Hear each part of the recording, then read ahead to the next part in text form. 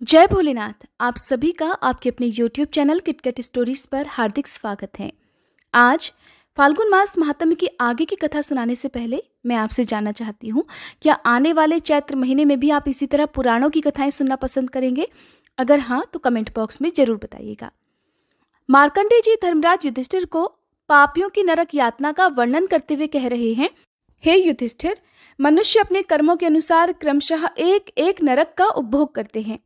अपनी कुत्सित कामनाओं के कारण जो कुकर्म उन्होंने इकट्ठा किए हैं, उसी के फलस्वरूप तपाई हुई लोहे की सांकल से बांधकर अंधेरे में बड़े बड़े वृक्षों की शाखाओं में पापी मनुष्यों को लटका दिया जाता है।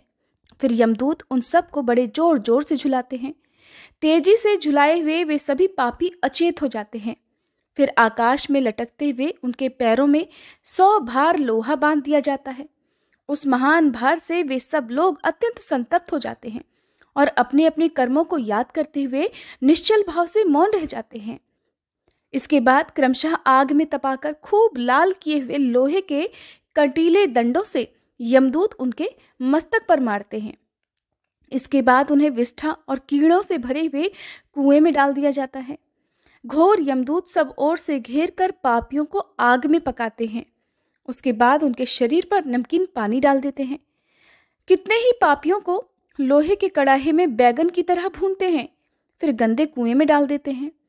मैदा, रक्त और पीप से भरी हुई बावली में भी पापियों को फेंक दिया जाता है और वहां उन्हें कीड़े तथा कौवे लोहे की तरह तीखी चोंचों से नोच नोच कर खाते हैं। कितने ही पापी मनुष्यों को तीखे त्रिशूलों में गुम्फित करके उन्हें धधकते हुए अंगारों पर मांस की तरह पकाया जाता है। इसी प्रकार यमदूत पापियों को खूब तपे हुए तेल से भरे कड़ाहों में बहुत बार पकाते हैं। जो झूठ और अप्रिय बोलने वाले हैं, उनकी छाती पर चढ़कर और पांव से दबाकर तपाए हुए मजबूत संडसे से उनकी जीभ उखाड़ ली जाती है। दंभपूर्ण झूठे शास्त्र से प्रेरित होकर जो ब्राह्मण यज्ञ के नाम पर अधिक धन इकट्ठा करता है, उसकी जिह्वा भी तीखे भाले से छेदी जाती है। जो मूर्ख मनुष्य अपने माता पिता और गुरु को फटकारते हैं, उनके मुंह में बार बार बालू भरकर पानी से सींचा जाता है। इसके बाद खारा और गर्म जल भरा जाता है। फिर खौलते हुए तेल को उड़ेल दिया जाता है। यमदूत उन पापियों के पैर पकड़कर कीड़ों से भरी हुई विष्ठा पर घसीटते हैं। फिर सींग से दबाकर उन्हें लोहे के शालमली वृक्ष में बांध दिया जाता है। इसके बाद वे महाबली भयानक दूत उन्हें पीछे की ओर से मारते हैं। अत्यंत प्रबल दांतीदार आरे से मस्तक की ओर से चीरते हैं। अपने भयानक कर्मों के परिणाम से वे पापी जीव भूख लगने पर अपना ही मांस खाते और प्यास लगने पर अपना ही रक्त पीते हैं। जिन मूर्ख पुरुषों ने कभी अन्न और जल का दान नहीं किया, न किसी के दान का अनुमोदन ही किया है, वे मुदगरों से जर्जर करके ईख की तरह पेरे जाते हैं। घोर असिताल वन में टुकड़े टुकड़े करके काटे जाते हैं। उनके सभी अंगों में सुई चुभोई जाती है। इसके बाद उन्हें शूली पर चढ़ा दिया जाता है। शूली पर चढ़ाने के बाद उन्हें बार बार हिलाया जाता है और खींचा जाता है, फिर भी उनकी मृत्यु नहीं होती। उनके शरीर से मांस नोच लिया जाता है। लोहे के मुदगरों से मार मार कर उनकी हड्डियां चूर चूर कर दी जाती हैं। बलशाली यमदूत उस दशा में भी उन्हें अनेक बार जल्दी जल्दी घसीटते हैं और फिर वे पापी जीव बहुत लंबे समय तक नरक में रहकर दारुण यातनाएं भोगते हैं। उनका मुंह बालू से भरा होता है, इसलिए वे सांस तक नहीं ले पाते। इन सब यातनाओं के बाद अनेक प्रकार के यमदूत रौरव आदि नरकों में उन्हें घोर पीड़ा देते हैं। महारौरव की पीड़ाओं से महान धीर पुरुष भी रो देते हैं। मुख, लिंग, गुदा, पार्श्व, पैर, छाती और मस्तक में तपाए हुए लोहे के तीखे मुदगरों से यमदूत मारते हैं। जो स्त्रियां पराये पतियों का आलिंगन करती हैं और अपने पति की सेवा में नहीं रहती, ऐसी स्त्रियों से यमदूत कहते हैं, अरे अब तू क्यों जल्दी से भाग रही है? कुछ याद है या नहीं? तूने अपने पति को धोखा दिया था और एक पापांध परपुरुष को बड़े सुख से गले लगाया था। ऐसा कहकर वे उन्हें लोह कुंभ नामक नरक में फेंक देते हैं और धीरे धीरे पकाते हैं। कभी उन्हें जलती हुई अग्नि में रांधते हैं, तपती हुई शिलाओं पर बिठाते हैं, अंधेरे कुएं में फेंक देते हैं और अजगर सांपों द्वारा डसाते हैं। जो धर्म का उपदेश देने वाले महात्मा आचार्य की निंदा करते हैं, शिव भक्त ब्राह्मण तथा सनातन शिव धर्म पर दोष लगाते हैं, उनकी छाती, कंठ, जिह्वा, शरीर की संधियों और दोनों ओठों में कांटे ठोक कर उन्हें कील कर देते हैं। इस प्रकार पापाचारी पुरुषों को यमलोक में बड़ी भयानक यातनाएं दी जाती हैं। धर्मराज, एक एक नरक में सैकड़ों और सहस्त्रों प्रकार की ऐसी यातनाएं जाननी चाहिए जो सभी पाप कर्मियों को मिलती हैं। संपूर्ण नरकों में ऐसी ऐसी अनंत पीड़ाएं भोगनी पड़ती हैं। अपने अपने कर्मों से नरकों में गिराए हुए पापी जीव क्रमशः इन सभी नरकों में पकाए जाते हैं। महापातकी मनुष्य सब नरकों में चंद्रमा और नक्षत्रों की स्थिति जब तक है, तब तक अनेकानेक यमदूतों द्वारा पीड़ा भोगते हैं। यही दशा पातकियों की भी होती है। उपपातकियों को इससे आधी यातना मिलती है।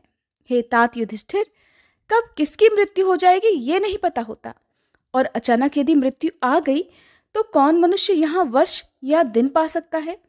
फिर तो सब कुछ छोड़कर अकेले ही परलोक की यात्रा करनी पड़ेगी। इसलिए पूरा प्रयास करके सत्य धर्म परायण हो जाओ। ये सब नरकों का लक्षण मैंने तुमसे बताया है। मार्कंडेय जी के वचनों को सुनकर धर्मराज युधिष्ठिर पूछने लगे कि मुने, किस धर्म के द्वारा इस परम दुस्तर संसार सागर को पार किया जा सकता है? अब कृपया ये भी बताइए। तब मार्कंडेय जी बोले, हे युधिष्ठिर, मनुष्य अनेक प्रकार के राग और लोभ के वशीभूत होकर इस संसार में तरह तरह के दुख उठाता है। गर्भ में पड़ जाने से मनुष्य कहे हुए शास्त्र को नहीं समझता और स्वर्ग तथा मोक्ष साधक कर्मों की चर्चा नहीं सुनता। संपूर्ण कामनाओं और प्रयोजनों को सिद्ध करने वाले भगवान शंकर के ध्यान में वह अज्ञानवश कष्ट मानने लगता है। वास्तव में भगवान शिव का चिंतन ही नरक से छुड़ाकर अपना परम अद्भुत कल्याण करने वाला है। जो जम्बू द्वीप में आकर मनुष्य योनि में जन्म लेता है, फिर भी नर्मदा देवी की शरण में नहीं जाता, वो भाग्यहीन है। इस संसार में पाप से दूषित मन वाले मनुष्यों को उत्तम गति देने वाली नर्मदा से बढ़कर दूसरी कौन नदी है? जो पापहारिणी महादेवी नर्मदा का ध्यान करते हैं, उनकी पाप राशि नष्ट हो जाती है। जो नर्मदा का मन से स्मरण और वाणी द्वारा कीर्तन करता है, वह परलोक में जाने पर यमदूतों द्वारा पीड़ित नहीं होता। नरक में स्थित होने पर भी जो नर्मदा नदी और भगवान शिव तथा विष्णु जी का स्मरण करता है, उसे यमराज के दूत तत्काल त्याग देते हैं। अगर वैदूर्य पर्वत और अमरकंटक पर भोग और मोक्ष फल देने वाले परमेश्वर ओंकार जी विद्यमान हैं, तो पापी मनुष्य यहाँ क्यों शोक करते हैं? वहीं संपूर्ण लोकों पर अनुग्रह करने वाले सिद्धलिंग, सिद्धेश्वर, यज्ञेश्वर और शशिभूषण हैं। नर्मदा के दक्षिण भाग में महेश्वर और कपिलेश्वर लिंग है। उस स्थान को विद्वान पुरुष शिव क्षेत्र कहते हैं। जो मनुष्य सदा पुष्प, धूप, आरती और तर्पण आदि के द्वारा भक्ति पूर्वक इन लिंगों की पूजा अर्चना करते हैं, वे नरक से छूटकर शिवलोक को जाते हैं। हे अनघ, तुमने जो कुछ पूछा था वो सब मैंने तुम्हें बता दिया। पापी पुरुषों को यमराज ने ये बताया है कि जो लोग गोदान, स्वर्णदान, तिलदान, अन्नदान, जलदान, सब सामग्रियों का दान तथा महल और बगीचे का दान करते हैं, वे घोर नरक स्वरूप यमलोक में नहीं जाते। भगवान शिव के वचनानुसार वे सब पापों से मुक्त हो जाते हैं। सम्मान को अपमान ने, प्रियजनों के संयोग को वियोग ने और जवानी को बुढ़ापे ने ग्रस लिया है। वृद्ध मनुष्य धर्म, अर्थ, काम और मोक्ष किसी भी पुरुषार्थ का साधन करने में समर्थ नहीं होता। इसलिए बुढ़ापा आने से पहले ही धर्माचरण करना चाहिए। युधिष्ठिर, शरीर में वात, पित्त और कफ आदि की विषमता होती रहती है। फिर वात, पित्त, कफ का समूह शरीर से ही उत्पन्न बताया गया है। इसलिए अपना ये शरीर सदा रोगों का ही आश्रय है, ऐसा जानना चाहिए। जब वात का प्रकोप होता है और मनुष्य ज्वर से पीड़ित होता है, तब अनेक प्रकार से होने वाले रोगों के कारण उसे बहुत सारे दुख सहने पड़ते हैं। इस शरीर में मृत्यु के साधन 100 से भी अधिक हैं। इनमें से एक मृत्यु तो काल रूप है और बाकी मृत्युएं आगंतुक मानी गई हैं, अचानक आ जाती हैं। जो आगंतुक होती हैं वे औषधि सेवन से तथा जप, होम और दान आदि से शांत हो जाती हैं, परंतु काल रूप मृत्यु किसी भी उपाय से शांत नहीं होती। विष और मद्य आदि से मनुष्य की अपमृत्यु होती है। इसलिए इन सब वस्तुओं का सेवन कभी नहीं करना चाहिए। अनेक प्रकार के रोग, कष्ट, सर्प आदि जीव, विष और मारण आदि के प्रयोग, ये सब देहधारियों के लिए मृत्यु के द्वार हैं। अगर मनुष्य का मृत्युकाल आ पहुंचा है, उस समय रोग, सर्प आदि से पीड़ित हो, तो साक्षात धन्वंतरी भी उसे नहीं बचा सकते। काल पीड़ित मनुष्य की रक्षा करने में औषधि, तप, दान, मित्र और बांधव कोई भी समर्थ नहीं होता। युधिष्ठिर, श्रेष्ठ और सुंदर स्त्री, पुत्र, मित्र, राज्य तथा ऐश्वर्य आदि तरह तरह के संपूर्ण सुखों को मृत्यु अचानक ही छीन लिया करती है। राजन, भाई, बंधु आदि के रूप में जो ये दुस्तर संसार है, इसका तुम्हें यत्किंचित परिचय दिया गया है। ये सब परिणामी नाशवान है, काल का भोजन है, ऐसा जानकर प्रयत्न पूर्वक नर्मदा का सेवन करना चाहिए। नर्मदा सब दुखों का निवारण और संपूर्ण शोकों का नाश करने वाली है। जो जिन कामनाओं को पाना चाहता है, नर्मदा देवी उसे वो सभी वस्तुएं दे देती हैं।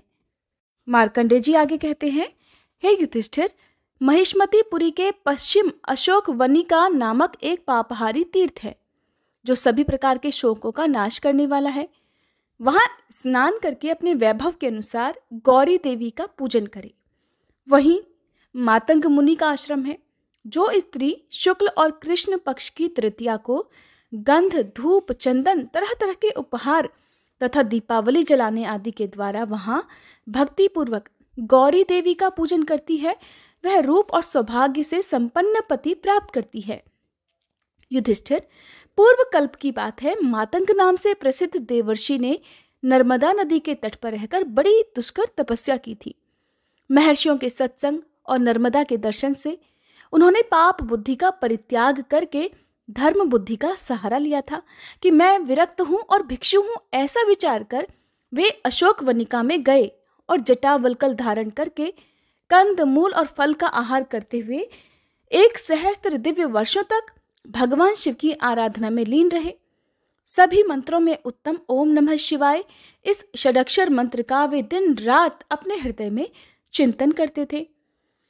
उनकी उस पराभक्ति को जानकर देवाधिदेव महादेव जी ने उन्हें प्रत्यक्ष दर्शन दिया और कहा, सुव्रत, इस ध्यान से तुम्हारा कल्याण हो, मैं तुम पर अति प्रसन्न हूं, तुम वर मांगो।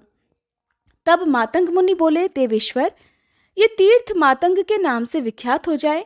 इसमें चांडाल, श्वपच आदि पाप योनि के जीव तथा जप आदि से रहित पुरुष भी पाप मुक्त होते रहें, और जो यहाँ स्नान करके नर्मदा तटवर्ती मातंगेश्वर लिंग का पूजन करे, उसका संसार बंधन छूट जाए।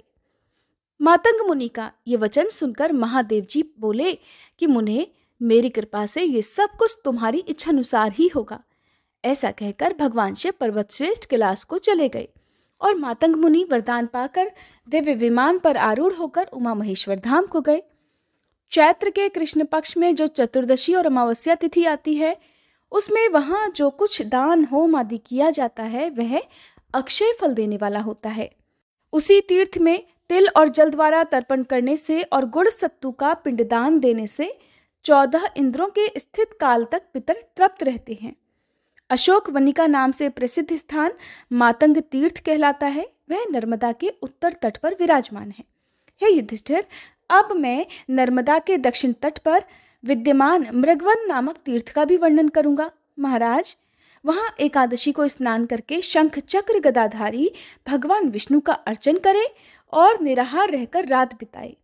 प्रातःकाल होने पर फिर गंध और पुष्पों द्वारा मृगवन में श्रीहरि की पूजा करे। वहां एक ब्राह्मण को भोजन कराने पर लाख ब्राह्मणों को भोजन कराने का पुण्य मिलता है। तिल और जल की अंजलि देने से पितरों को वैष्णव पद की प्राप्ति होती है। वहीं उत्तम वराह तीर्थ है, जहां वराह रूप धारण करके भगवान ने इस पृथ्वी का उद्धार किया था, और वहीं अमित तेजस्वी श्रीहरि ने विश्वरूप को भी धारण किया था। जो पतिव्रता नारी मासोपवास व्रत करके वहां विधि पूर्वक स्नान करती है, वह अंत में विष्णु धाम को जाती है। जय भोलेनाथ। आज की कथा समाप्त हुई। उम्मीद है आप अगली वीडियो का इंतजार भी जरूर करेंगे।